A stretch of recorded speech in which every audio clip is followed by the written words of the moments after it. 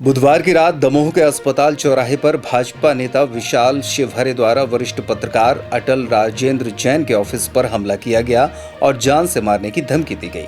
इस मामले में पत्रकारों द्वारा ज्ञापन एसपी को दिया गया।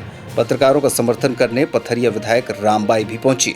दमोह के वरिष्ठ पत्रकार राजेंद्र जैन अटल द्वारा कोरोना को लेकर एक खबर पोर्टल पर अपडेट की गई थी, जिससे नाराज होकर भाजपा नेता विशाल शिवहरे अपने साथी के साथ उनके ऑफिस पहुंचे और हमला करते हुए गाली गलौज की गई। इस संबंध में अटल राजेंद्र जैन द्वारा एफआईआर दर्ज कराई गई, लेकिन एफआईआर में पत्रकार सुरक्षा अधिनियम का हवाला नहीं दिया गया। यही वजह थी कि पत्रकारों द्वारा गुरुवार को इस एक्ट के तहत कार्रवाई करने की बात ज्ञापन के जरिए रखी गई। इस घटनाक्रम में पत्रकारों के समर्थन में पथरिया विधायक रामबाई भी पहुंची और घटना की कड़े शब्दों में निंदा की। इस घटनाक्रम में एसपी की माने तो एफआईआर दर्ज कर ली गई है और जो भी ज्ञापन पत्रकारों द्वारा दिया गया है उसको विवेचना में लेते हुए कड़ी कार्रवाई करने का आश्वासन दिया है। देखिए, आपको बताएं, जैसा कि अभी कोरोना काल चल रहा है और कल दमोह शहर में एक पॉजिटिव रिपोर्ट आई थी जो कि फुटेरा वार्ड 2 क्षेत्र की थी। फुटेरा वार्ड 2 में जिस ठेकेदार को कोरोना पॉजिटिव रिपोर्ट आई थी उसके साथ ही शहर में घूम रहे थे। क्योंकि शासन की तरफ से इस बात की मनाही है कि जो लोग कोरोना पॉजिटिव है या संदिग्ध उनके नाम उजागर किए जाएँ। इस वजह से मैंने अपने न्यूज़ पोर्टल में जो खबर अपडेट की उसमें आम जनता को अलर्ट किया कि भूरा गैंग से ज़रा बच के। उसके जरिए मेरा संदेश था कि चूँकि ये लोग शहर में घूम रहे हैं, पर्टिकुलर किसी का हम नाम लिख नहीं सकते थे, एक शब्द लिख दिया भूरा गैंग से ज़रा बच के, ताकि उनके टच के जो 10-12 लोग हैं लोग उनसे सावधान रहें। कायदे से इनको होम क्वारंटाइन हो जाना चाहिए था, लेकिन ये नहीं हुए।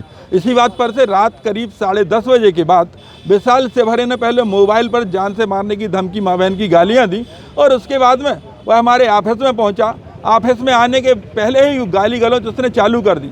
मैंने सुरक्षा के लिहाज से कि चूंकि ये कोरोना पॉजिटिव की श्रेणी में है, ऐसा ना हो आके मेरे से चिपक जाए या कुछ भी हरकत करने लगे, तो सुरक्षा के हिसाब से मैंने ऑफिस के साइड का दरवाज़ा लगाकर खुद को बचाया। लेकिन उस दौरान उसने दरवाजे को तोड़ने की कोशिश की, गाली गलौज की, नीचे गया। नीचे जाने के बाद में उसमें गाली गलौज की। बाद में हमारे मीडिया को साथ ही नीचे पहुँच गए और उनके द्वारा जो रिकॉर्डिंग की गई, उस रिकॉर्डिंग के बाद में वो वहाँ से चला गया। इसके बाद में कोतवाली जाकर मैंने रिपोर्ट दर्ज कराई, लेकिन रिपोर्ट में देखने में आया कि चूँकि पत्रकार से जुड़ा मामला था, पत्रकार के कार्यालय से जुड़ा मामला था, लेकिन उसमें कहीं भी पत्रकार सुरक्षा कानून के तहत धाराएं नहीं लगाई गई थी। इस वजह से सभी पत्रकार साथियों से चर्चा करने, विचार विमर्श करने के बाद में आज हम सभी यहाँ पर एसपी साहब को ज्ञापन देने के लिए आए हैं। करेंगे और मुख्यमंत्री जी से चर्चा करेंगे और आप लोगों की बात तो पूरे भारत में मतलब ये सभी जान चुके हैं कि पत्रकार भाइयों के साथ क्या हुआ। और मेरे हिसाब से लगता है पूरे भारत के पत्रकार भाई आप लोगों के सपोर्ट में ज्ञापन भी देंगे जगह जगह। भाई ऐसा नहीं जो आप लोगों के साथ हुआ, अगर ऐसा आप लोगों को न्याय नहीं मिलेगा तो कल कहीं भी कोई कर सकता है। अब इसके पीछे कौन है ये तो आप भी जानते, मैं भी जानती हूँ। अब कहा है कि 15 साल शासन किया है, उन्हें वही लबक लगी है।